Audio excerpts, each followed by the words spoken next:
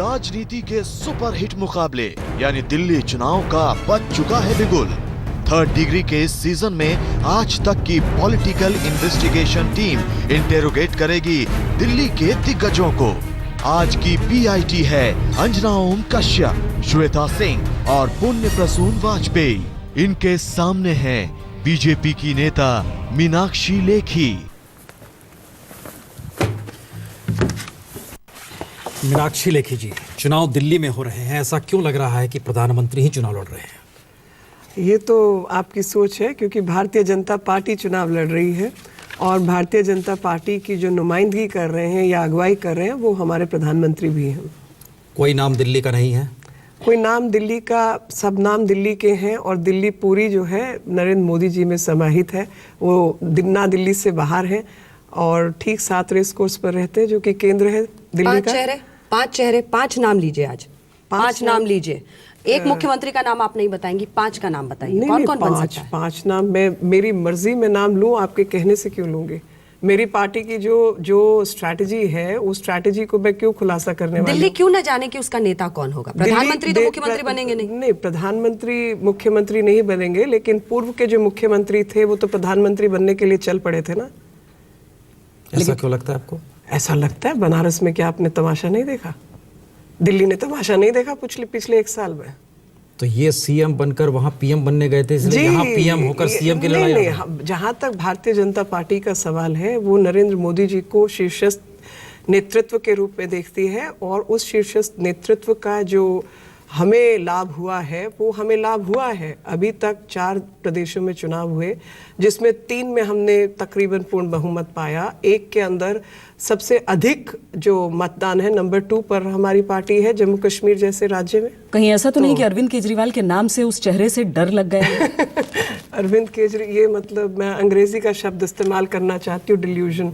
कभी कभी डिल्यूजनल होना अच्छी बात है, तो ठीक है, आप भी उस कैटेगरी में आते हैं। दिल्ली से 7 सांसद, उनमें से एक आप। जी। नई दिल्ली सीट आसान नहीं थी, अजय माकन के खिलाफ आप खड़ी थी। जी। आपकी पार्टी में आपकी क्या वैल्यू है? मेरी पार्टी में मेरी ये वैल्यू है कि नई दिल्ली की जो सबसे मुश्किल सीट माने जाने वाली थी, और बल्कि वो सीट जो आप जैसे लोग हराई हुई दिखा रहे थे भारतीय जनता पार्टी को, 1,62,000 से 72,000 के बीच के रास्ते को मैंने पार किया है। ये मेरी वैल्यू है। आप मुख्यमंत्री बनना चाहती हैं? जी नहीं, मैं वो करना चाहती हूँ जो नरेंद्र मोदी जी की सरकार को सक्षम करे।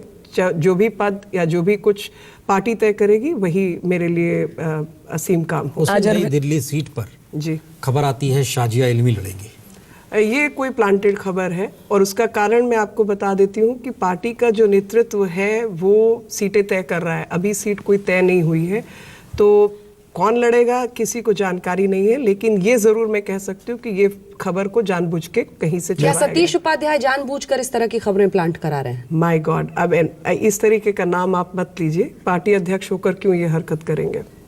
तो ये आपकी वीकनेसेस है या स्ट्रेंथ है कि वहां से जो छोड़ के आए वो आपके साथ आकर खड़ा हो जाए? ये तो देश की परंपरा है और देश की ताकत है कि जो उनके साथ लगे थे और कहीं ना कहीं उन लोगों को भी ये पता चला कि वो आदमी ना केवल देश की जनता को धोखा दे रहा था बल्कि अपने परिवार और अपने साथ के लोगों को धोखा दे रहा था। तो फिर आपके साथ के लोग छोड़कर क्यों गए उनके पास? मेरे साथ के कौन लोग गए? टिकट नहीं मिली होगी तो आपके काउंसलर्स, आपके पूर्व एमएलएज, विधायक? पूर्व एमएलएज और पूर्व विधायक वो गए जिन लोगों को टिकट पार्टी से नहीं मिला। उस वक्त तो टिकट की बात भी नहीं थी। नहीं, कुछ ना कुछ रहा होगा, ऐसा नहीं होता। लेकिन मोदी जी वो अपॉर्चुनिज्म की जो हिस्सा है वो होता है, मतलब वो भी राजनीति का हिस्सा है।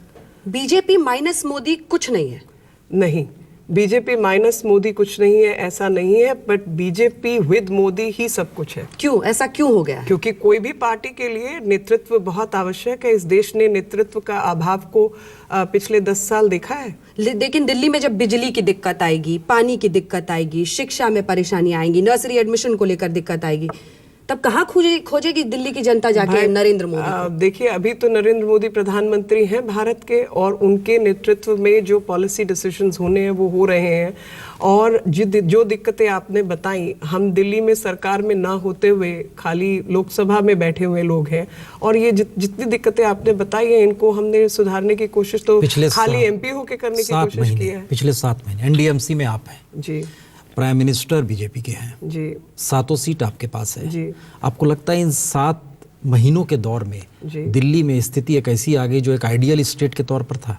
आइडियल स्टेट बनाने में 7 महीने का समय काफ़ी नहीं है, और उसका कारण मैं आपको बता देती हूँ कि हर पॉलिसी को इम्प्लीमेंट करने के लिए आपको ब्यूरोक्रेसी का भी साथ चाहिए होता है।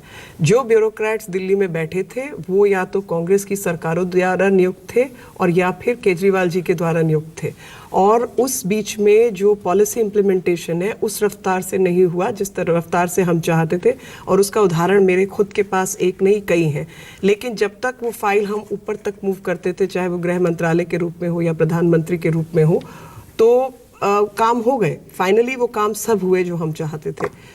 लेकिन जिस रफ्तार से नरेंद्र मोदी जी जाने जाते हैं, जिस रफ्तार से करने के लिए वो काम हमने किए, आप 7 महीने और 7 साल की बात करें, बड़ा सीरियस एलिगेशन है ये ब्यूरोक्रेसी पर, उनका पॉलिटिकलाइजेशन हो गया है क्या इस दौर में? पॉलिटिसाइजेशन हो गया है, बिल्कुल हुआ है, बिल्कुल हुआ। हमारी यहाँ की ब्यूरोक्रेसी पॉलिटिकलाइज हो चुकी है। देखिए, मेरा ये मानना था कि जो ब्यूरोक्रेसी है वो एक ट्रांसपेरेंट पानी की तरह होती है।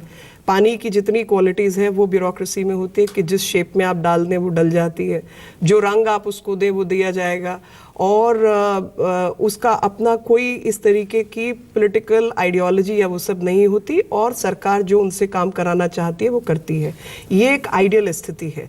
लेकिन जहाँ पर 2G स्कैम हुआ तो वो बिना ब्यूरोक्रेसी की मतलब के या बिना ब्यूरोक्रेसी के साथ के नहीं हुआ।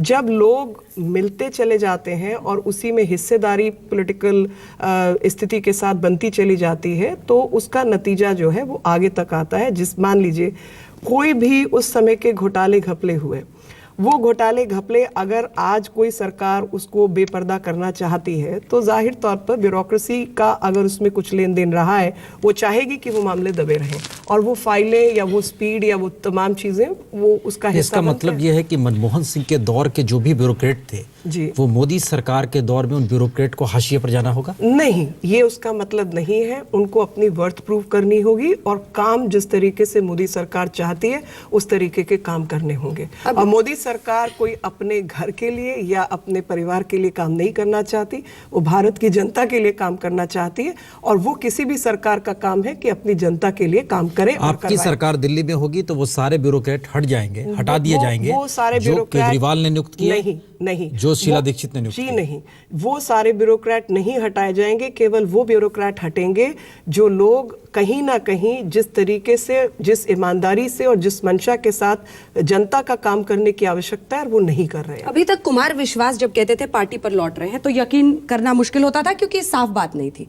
कुमार विश्वास कहते थे कि कई लोग बीजेपी से अप्रोच कर रहे हैं कि आइए बीजेपी में शामिल होइए, लेकिन शाजिया इल्मी का जुड़ना ये साबित करता है कि आप आम आदमी पार्टी की इन फाइटिंग को, उनकी आपसी कलह को अपनी शक्ति बनाना चाहते हैं, उसको प्रोजेक्ट करना चाहते हैं। आपकी रणनीति क्या? देखिए, मेरी रणनीति तो आज लोग हर पार्टी को छोड़कर, चाहे वो कांग्रेस हो, चाहे आम आदमी पार्टी हो, चाहे अन्य पार्टियां हो, सब लोग मोदी जी के साथ काम करना चाहते हैं, और कहीं ना कहीं उन पार्टीज का खुद का वजूद समाप्त हो गया है। कहीं ना कहीं लोगों के मन में धोखे की भावना है। कहीं ना कहीं लगता है कि ना केवल जनता को बहलाया फुसलाया गया, बल्कि उसके जो नेतृत्व था वो भी डिसइल्यूजन्ड है उनके कामों से और उनके कर्तव्यों से। और जाहिर तौर पर जो लोग राजनीति में भाग लेना चाहते हैं उनको लगता है भारतीय जनता पार्टी बेहतर प्लेटफॉर्म है, वो भारतीय जनता पार्टी को ज्वाइन करना चाहते हैं। प्रेसिडेंशियल फॉर्म ऑफ गवर्नमेंट में आ गए? नहीं, प्रेसिडेंशियल, मोदी जी के साथ हर कोई जुड़ना चाहता है जी। मोदी जी का मतलब बीजेपी है जी, उसके अलावा इस देश में कुछ भी नहीं है। वो जो तय करेंगे करेंगे। पीएमओ में घूमते हैं, सेक्रेटरी के कमरे में जाते हैं, खबरें यहाँ तक आती है। कोई मिनिस्टर जा रहा है, किस रूप में काम करेगा, खबरें यहाँ तक आती है। उस पर ब्यूरोक्रेसी में कौन नियुक्त होगा, ये खबरें यहाँ तक आती है। इसका मतलब क्या है? देखिए, ये खबरें मुझे नहीं मालूम कि कहाँ से आ रही हैं, लेकिन मैं एक बात जानती हूँ कि लोकतंत्र का मायने है कि लोगों की सेवा की जाए, ना कि लोकतंत्र के विवादों को इकट्ठा करके लोगों के खिलाफ काम किया जाए। आप इसको प्रेसिडेंशियल फॉर्म मानिए या कॉन्सेंट्रेटेड फॉर्म ऑफ लीडरशिप मानिए, जो चाहे आप माने, लेकिन मेरा ये मानना है कि भारतीय जनता पार्टी को अगर उस आइडियोलॉजी को और उन सब को कोई व्यक्ति रिप्रेजेंट करता है, प्रतिनिधित्व करता है, तो उस व्यक्ति का नाम नरेंद्र मोदी है और देश की जनता ने उसको स्वीकारा है। चलिए हम और वापस देश की जनता जिसको स्वीकारे उससे बड़ा लोकतंत्र में कोई ताकत नजर आया। केंद्रीय बजट में हमने देखा 200 करोड़ बिजली के लिए आए, 500 करोड़ पानी के लिए आए, ये सारी चीजें, और दिल्ली मेट्रो के विस्तार के लिए बहुत सारी चीजें आई। जमीन पर क्या किया है आप लोगों ने? वही बात, 600 करोड़ रुपया जब दिल्ली के लिए, मेरे को याद है मैंने खुद उस पर बहुत लंबा चौड़ा जो है आगे बढ़कर उस पैसे को मैं लेके आई थी 600 करोड़ की। किसी तरीके से हमें दिल्ली की जो पानी की पाइप्स हैं और स्वेज पाइप्स है, ड्रेनेज सिस्टम है, उस पर काम करने की ज़रूरत है और उसके लिए आप हमें पैसा दीजिए। तो 600 करोड़ हम केंद्र सरकार से ले आए। अब हर जो मीटिंग के अंदर हम उन लोगों से कह रहे हैं कि भैया आपने ये खर्चे का प्लान तो आप हमें बताइए कि आप कैसे कैसे, अब वो काम कोई नेता का नहीं है कि वो बैठ के वो प्लानिंग कर सके कि 600 करोड़ में मैं सबसे पहले इस इलाके के पाइप बदलूंगा, या इस इलाके में पाइप नहीं है जहाँ पानी नहीं पहुँच रहा वो वहाँ पहले पाइप डलेंगी, स्वेज की पाइप जो है वो 8 फुट पे होनी चाहिए, वो 3 फुट पे नहीं होगी। ये सब काम तो ब्यूरोक्रेसी के होते हैं। काम शुरू नहीं ये नहीं, काम शुरू हुआ और बावजूद उसके जिस रफ्तार की प्लानिंग मैं चाहूँगी वो रफ्तार की प्लानिंग नहीं हुई। और मुझे कहीं ना कहीं लगता है मल्टीप्लिसिटी ऑफ अथॉरिटी जो दिल्ली जिस चीज़ से ग्रसित है उसको कहीं ना कहीं सुलझाना होगा। और वो तब मुमकिन है जब देश में, खासतौर पे दिल्ली में, एक लोकतांत्रिक रूप से जीत कर आई हुई सरकार हो, हर एक का काम निश्चित हो और यहाँ के मुख्यमंत्री उस विषय पर कंट्रोल लेकर काम करवा सके।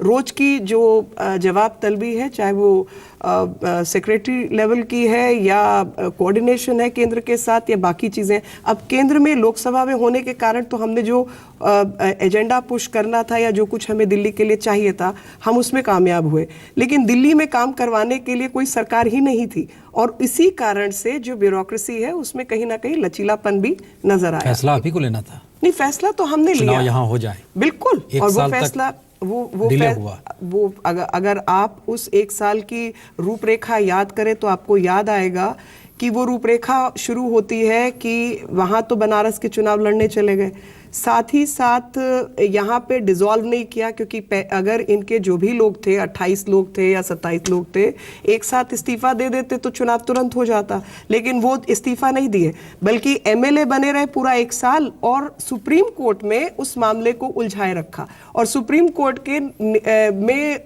ये जवाब दाखिल करेगा, वो जवाब दाखिल करेगा, वो करेगा। एक अजीब किस्म की राजनीति हो रही थी जिसमें कहीं ना कहीं कांग्रेस पार्टी और आम आदमी पार्टी एक ही तरफ दिखाई दिए क्योंकि वो चाहते नहीं थे, वो इसको एक विंडो के रूप में, खिड़की के रूप में इस्तेमाल करना चाहते थे कि किसी तरीके से ये मामला लटका रहे और जिस तरीके से दिल्ली का नुकसान किया है भारतीय जनता पार्टी की सरकार नहीं बनने दी है, उसी तरीके से मोदी मार्च को केंद्र तक रोका जा सके और जाके बनारस में उलझा जाए। यानी आप मान के चल रहे हो कि चुनाव बेमानी है, बीजेपी जीत ही रही है?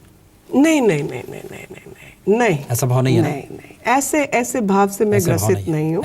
ऐसे भाव से मैं बिल्कुल ग्रसित नहीं हूँ। मैं ये मानती हूँ कि जिस तरीके से जो हाल दिल्ली की जनता ने पिछले 1 साल में सहा है, वो इस बार आगे बढ़कर भारतीय जनता पार्टी को पूरी तरीके से समर्थन करेंगे क्योंकि ये बात नीचे तक हर एक व्यक्ति के मन में जा चुकी है कि जब पूर्ण बहुमत एक पार्टी को नहीं मिलता उसका नुकसान उस प्रदेश की और देश की जनता को भुगतना पड़ता है। इसलिए किसी भी एक पार्टी के समर्थन में पूर्ण बहुमत होना अनिवार्य है, नहीं तो लगातार राजनीतिक रूप से बुरा हाल। और जो मैं जिस सपने को लेकर राजनीति में उतरी और मोदी जी ने उस शब्द को कॉइन किया, श्रेष्ठ भारत का निर्माण, तो एक भारत और श्रेष्ठ भारत का निर्माण जो है वो अपूर्ण रहेगा जब तक आप पूर्ण बहुमत की सरकारों को बनाने की कवायद नहीं रखेंगे। नरेंद्र मोदी जी तो श्रेष्ठ भारत की कल्पना कर रहे हैं, लेकिन जिस चेहरे के साथ दिल्ली में अभी चुनाव समिति का अध्यक्ष भी बना दिया आपने, सतीश उपाध्याय को, अरविंद केजरीवाल कहते हैं कि जो बिजली कंपनियां मीटर बनाने वाली हैं उसमें सतीश उपाध्याय के शेयर्स हैं और इसीलिए जितनी भी अभी तक शिकायतें जा रही थी मीटरों को लेकर, ये उन्होंने आरोप लगाया है, जितनी भी शिकायतें जा रही हैं उस पर कुछ नहीं किया जा रहा है क्योंकि उसमें तो साहब जी के शेयर्स हैं। सतीश उपाध्याय का जिक्र वो कर रहे हैं। देखिए, ये फिर वही भ्रमित करने वाली राजनीति, किसी के शेयर किसी कंपनी में होना क्या गैर कानूनी है? ये शेयर इनके क्या तब नहीं थे जब अरविंद केजरीवाल खुद दिल्ली के मुख्यमंत्री थे या एमएलए थे? ये विधायक रहे हैं साहब 1 साल तक, और इसमें से गैर कानूनी काम तो कुछ भी नहीं है। 2 ना जुड़ने वाली बातों को, मुझे जानकारी नहीं है कि इनके शेयर हैं या नहीं है, इनकी पत्नी ये कंपनी चलाती हैं या नहीं चलाती हैं, लेकिन अगर बिजली के मीटर खराब है तो साहब आप क्या कर रहे थे? दिल्ली के मुख्यमंत्री और एमएलए होने के कारण आपने किसको शिकायत दर्ज कराई? और आपने उन मीटर्स के खिलाफ आप 50,000 पिटीशन रोज डालते रहते हैं। बिजली कंपनियों को आपने जो SC ST के लिए जो बजट था वो आपने दान खाते में दे दिया, और लोगों का पैसा जो लोगों के काम पे नहीं लगाया। आपने क्या किया इसमें?